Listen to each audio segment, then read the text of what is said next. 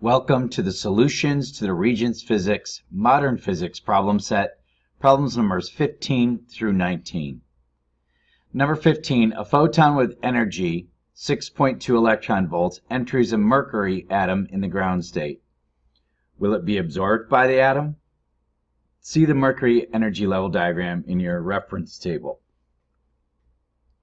We're taking a look at the diagram that's in the reference table. Here's your electron in the ground state. And they want to know what happens if the incident energy on that electron is 6.2 electron volts. Well, remember from your lesson that the only way that that energy can be absorbed and the electron therefore raised to a higher energy level state is if the incident energy is exactly the same as the transition between any energy state that the electron could attain. The energy that is in the ground state is at 10.38 electron volts. So 6.2 will not be enough to ionize it. That means the energy has to be equal to the difference in energy level from ground state to any of these energy levels above it. So let's take a look. The energy from A to B would be 10.38 to 5.74. That's a 4.64 electron volt transition. So no, that wouldn't happen. The energy transition from A to C would be 10.38 minus 5.52.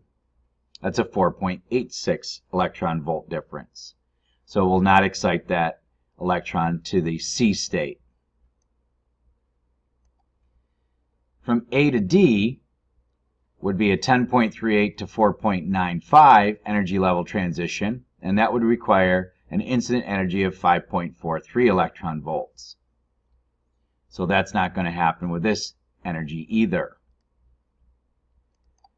And from A to E would be a 10.38 to a 3.71 energy level transition. That would require 6.67 electron volts. So you can see that the incident energy lies in between the transition from A to D and A to E. That means nothing's going to happen. The energy that is incident on this mercury atom in the ground state is not exact to cause a transition to any energy level above it. So the answer is no, it will not be absorbed. It will pass through and not be absorbed at all. If you don't understand this, make sure you ask in class. Number 16, the diagram below shows the energy levels of a certain atom. If an electron can make transitions between any two levels, how many spectral lines can the atom emit? Which transition produces the photon with the highest energy? Okay. So, we're talking about emission here. That means the electrons are dropping down to lower energy levels.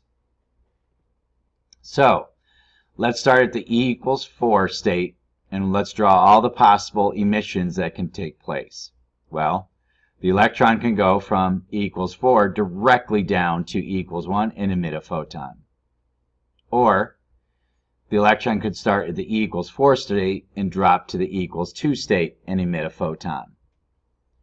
It could also go from E equals 4 to E equals 3 and emit a photon. The one that went from E equals 4 to E equals 3 could then drop directly from E equals 3 to E equals 1 and emit a photon. Or it could go from E equals 3 to E equals 2 and emit a photon. The one that went from E equals 4 to E equals 2, and the one that went from E equals 3 to E equals 2, could then go from E equals 2 to E equals 1 and emit a photon. That covers all the possibilities. So how many total spectral lines will be emitted? 1, 2, 3, 4, 5, and 6. So 6 possible spectral lines can be emitted from those transitions. Which transition produces a photon with the highest energy? Well, the one with the highest energy will be the one that does the highest energy level transition. And that, of course, would be from 4 directly to 1. So this energy level transition right here, this emission, would be the one with the highest energy. Okay, number 17. A photon is emitted when an electron drops through energy levels within an excited hydrogen atom. What is the maximum energy the photon can have? If this same amount of energy were given to an electron in the ground state in hydrogen atom, what would happen? See the hydrogen energy level diagram in your New York State reference table. So by looking at that, you can see that the highest energy amount would be 13.60 electron volts, which would be how much it would be required to return an electron down to the ground state.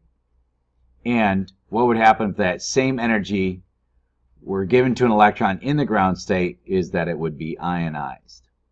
Again, if you don't understand this, make sure you ask in class. Number 18, compare the quantum mechanical theory with the Bohr model. This is pretty cool, so hang on to your hats for this one. And there's a video in my YouTube playlist that shows you this and animates this, and it's pretty cool. I would highly recommend that you go dig that out and take a look at it. All right, so here's the theory here. So let's take, for example, the hydrogen atom. Here's the nucleus. It would have one proton in it, and these dashed lines represent the energy levels that the electron could be in. N equals 1 is the ground state, N equals 2, and then N equals 3, and N equals 4. So let's take N equals 4. What you do, the theory is that the electron will travel within N equals 4 and have an integral number of standing wavelengths within that energy level. So what you do is you take N equals 4 and you divide that orbit into fourths. So 4 equal spots, and you can see I've indicated them here with little dashes. Then what you do is you draw a standing wave that circles the atom. And so if you started here, down here at the bottom, for example, you'd go crest, trough, crest, trough. Remember with a standing wave, you then invert, go back, crest, trough, crest, and trough. And so you get 4 antinodes. That's the integral number part. The number of antinodes always matches the energy level that the electron is in. So N equals 4, 4 antinodes. N equals 3, 3 antinodes, etc., etc. And what the quantum mechanical theory says is that the electron will be anywhere within that standing wave on N equals 4. So it doesn't travel in a circle. It'll travel anywhere within this standing wave if it's in the N equals 4 state. Okay, pretty cool stuff actually. 19. You have a laser that emits a red light, a laser that emits a green light, and a laser that emits a blue light. Which laser produces photons with the highest energy? Well, you'll recall that E equals HF. So, the one with the highest energy, since energy is directly proportional to frequency, will be the one with the highest frequency. Well, comparing the 3 colors on your reference table, the one with the highest frequency is blue. All right, that'll do it for our solutions to problems 15 through 19. More to come as we wrap up our study of modern physics with problems 20 and 21 in class tomorrow.